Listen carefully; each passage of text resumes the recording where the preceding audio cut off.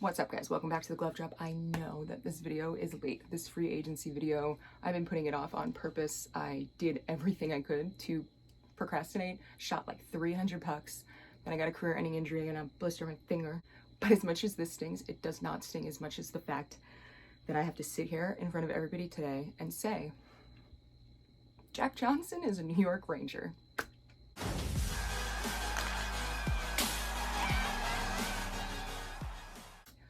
Sometimes I wonder if the people who are making these decisions, like, have you been to a hockey game? I just don't understand. Very many big contracts this time around. Last year, there were some big boys, like Carlson and his $92 million 8-year contract. Nice. Hey, how are you? Do you need an assistant? DM me. What's up? But that's understandable. League took a hit. The cap for each team was $81.5 million. Some teams totally blew that.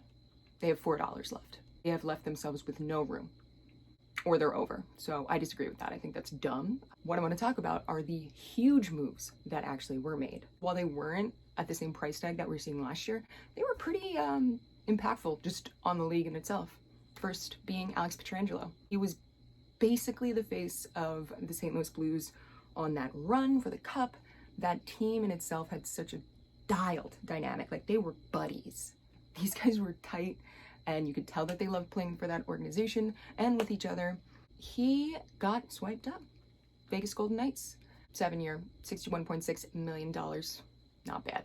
So he's going to Vegas, which leaves a huge gaping hole for St. Louis to fill. Fill that one really quickly. Torrey Krug. Torrey Krug is no longer a Boston Bruin. And here's the thing. I feel kind of bad. It seemed like they kind of did him dirty, the Boston Bruins organization. There was an option for him to stay last year, and I believe he left that on the table. Could be way wrong, but I'm pretty sure he did. His contract, nothing to shake your head at. It's $46 million, 7-year contract. Nice. Zdeno Chara is still not signed. Just saying. I just want to put it out there. Zdeno Chara hasn't been signed yet. He's 43 years old. Like, there comes a time when you have to just stop. That's right now, I think. You're done. You're done. Dunzo, Washington. Let's talk about goalies. Let's talk about the Calgary Flames just really went in hot on the Vancouver Canucks, swiping the goaltender Markstrom, and the Flames also got their little grimy fingers on Tanev. Tanev and Markstrom will be going to the dark side or to their enemy. They will be on the Flames. A couple of other goalie movements that happened. Henrik Lundqvist. I mean, as sad as I am that he's not on the team anymore, I've been saying get rid of him for like the whole last 2 seasons, so I can't even be sad. He will be playing with Alex Ovechkin. It's gonna be weird. Dude, it's gonna be so weird to see him not in a Rangers jersey. He's the king. Tons of respect for that guy. Absolutely one of the greatest goalies to play the game. He will be in the Hall of Fame, guaranteed. Another big goalie contract, $25 million for 4 years for Matt Murray, who's going to be Ottawa Senators. And the last contract, I don't know how I feel about it. Robin Lehner, he signs a contract with the Vegas Golden Knights. He has been great, I'll give him that. Really, really well during playoffs and during last season, but the inconsistency is there. So I don't have a problem with them signing him to a big contract. The problem I have with it is the timeline. Like, he's getting old. Will you really get 4 years out of this goalie? 1, yeah. 2, sure. 3, even 3 is a stretch. I don't like that contract. And that's no shot on him. He's an incredible goalie. That's just how I feel about that one. I think it's a little bit too long. I don't know. Going into the rest of these moving around, like, what I don't understand up in Toronto, and I feel like a lot of people would agree with me, you've got 3 players who are in the top 10, if not top 5 of the highest paid players in the league. Mitch S. Marner, Austin Matthews, and John Tavares. These guys are banking cheddar right now. What am I? These guys are making a lot of money right now, Tara. Shut up, you're an idiot. Don't ever say that again. Why are you surrounding your superstars with a bunch of, this is so mean to say, but like, just like a bunch of nerds? These 4th line depth players, like the depth of the 4th line. Like, if the 4th line was broken up into 3 more, you would think that they would be looking for players who are somewhat in the middle. Don't really see that going on in Toronto, and I think that's one of their big issues. I really do. Another one, Kevin Shattenkirk. I want to talk about him. Let's talk about him. I don't hate on players who used to be Rangers, for the most part. But I am not a fan of Shattenkirk. Just did not like that dude as a New York Ranger. He talked shit.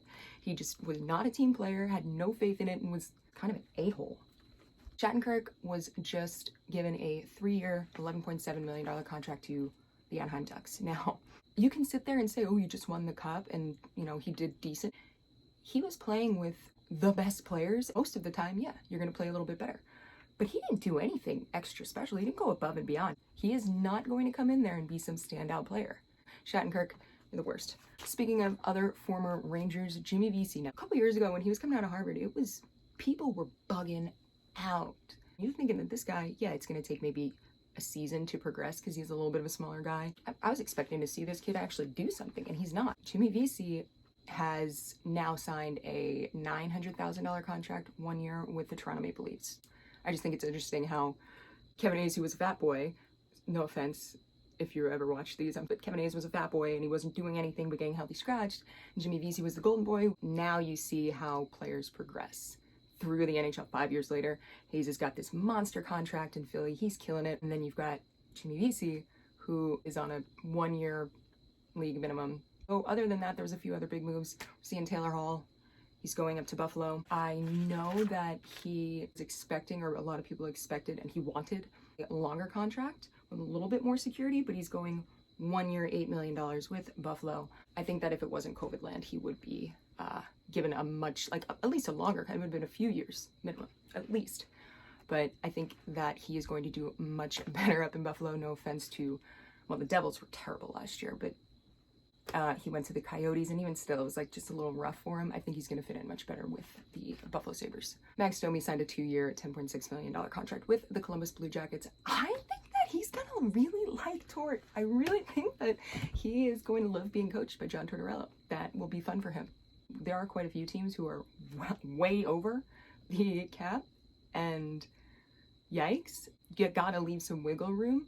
But to be, you've leaving yourself with $3 and like a McDonald's coupon, like you got nothing, you're screwed if anything were to happen. But there are quite a few teams who are well below, and the Rangers being one of them. Well below meaning I say they have like 10 million left in the bank to put the rest of the pieces together. There are a couple of other players that are still available. Ryan Callahan is still available. You've got Michael Granlund, and like if you're a little older, like Callahan is 35, Granlund is 28. I get it. When I see somebody like Alex Galenchik, who's 26 years old, and he's good, there's no reason he shouldn't have a contract. That leads me to believe that there is an attitude problem. That is the only thing I can think of. It's possible that even though they're great, they just don't mesh well with team coaches, or they have a bad rep. I don't know. Maybe he's the nicest person in the world and has just not been picked up yet. We'll see. And the last person who I'm kind of hoping the Rangers will snag, Matt Martin, New York Islanders. And hear me out. 4th round in 2008. He is a little older. And yes, his numbers during the regular season weren't there. I can make those numbers. 5 goals, 3 assists, 8 points for the whole season. Granted, he only played in 55 games, but his playoff performance was ridiculous. He had 5 goals and 1 assist in the playoffs. That's insane. Not to mention, he is an integral part of that 4th line, that 4th New York Islanders line. That is their money line. They get it done. The New York Islanders 4th line is better than, or last year's 4th line is better than a lot of teams' first lines. And he has been a big part of that. So that's where we're at. That's all I have to say about it. My finger stings, I'm tired, and thanks for coming through. I hope you guys liked this video. If you did, hit subscribe. If you haven't already done that yet, let me know in the comments what you think. Who do you think got screwed? Who do you think did great? And also, you can make fun of me for Jack Johnson. So, I will see you guys all in the next one. Have a glorious evening. My finger hurts.